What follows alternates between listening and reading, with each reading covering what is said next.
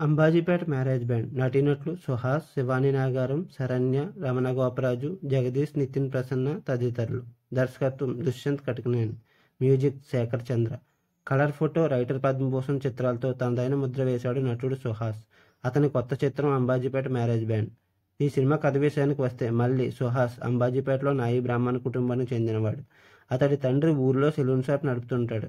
మళ్ళీ అందులో పనిచేస్తూనే మరోవైపు మ్యారేజ్ బ్యాండ్లో సభ్యుడిగా ఉంటాడు. అతని కవల సోదరి అయిన పద్మ ఊరిలోని ప్రాథమిక పాఠశాలలో ఉపాధ్యాయురాలు. వడ్డీ వ్యాపారం చేస్తూ ఊరిని పట్టుపీడిస్తున్న అగ్రకులస్తుడు వెంకట్, నితిన్ ప్రసన్న ఆమెపై కన్ను ఉంటుంది. మరోవైపు వెంకట్ చెల్లెలైన లక్ష్మి శివాని నాగారంతో మళ్ళీ ప్రేమలో ఉంటాడు. వెంకట్కు ఈ విషయాలు తెలిసి పద్మ పట్ల అమానవీయంగా ప్రవర్తిస్తాడు. తనకు ఎదురొచ్చిన మల్లిని కూడా ఘోరంగా అవమానిస్తాడు.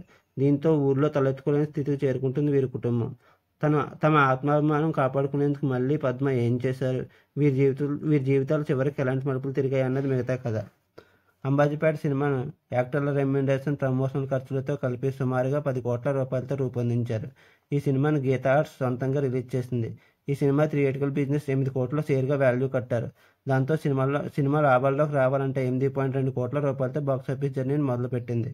అంబాజీపేట మ్యారేజ్ బ్యాండ్ గత 6 రోజుల కలెక్షన్ల వివరాల్లోకి వెళ్తే, తొలి రోజు ఏపీ నైజాంలో 1.3 కోట్లు, రెండో రోజు 1.5 కోట్లు వసూలు చేసింది. ఓవర్సీస్లో 2 రోజులకు గాను 75 లక్షల రూపాయలు వసూలు చేసింది. ఈ సినిమా ప్రపంచవ్యాప్తంగా 2 రోజులకు గాను 5.16 కోట్ల గ్రాస్ని అయితే కలెక్ట్ చేసింది. ఇక మూడవ రోజు కలెక్షన్ వివరాల్లోకి వెళ్తే 1.45 కోట్ల రూపాయలు కలెక్ట్ చేసింది. ఈ సినిమా 3 రోజుల్లోనూ 7.5 కోట్ల గ్రాస్ కలెక్షన్స్ అయితే చేసింది. ఇక 4వ రోజు 0.75 కోట్లు, 5వ రోజు 0.72 కోట్లు, 6వ రోజు 0.54 కోట్లు, టోటల్ షేర్ వచ్చేసి 6.36 కోట్ల వసూలును అయితే సాధించింది. మీకు నా వీడియో నచ్చినట్లయితే లైక్ చేయండి, షేర్ చేయండి, సబ్స్క్రైబ్ చేయండి, కామెంట్ చేయడం మర్చిపోవద్దు. Thank you.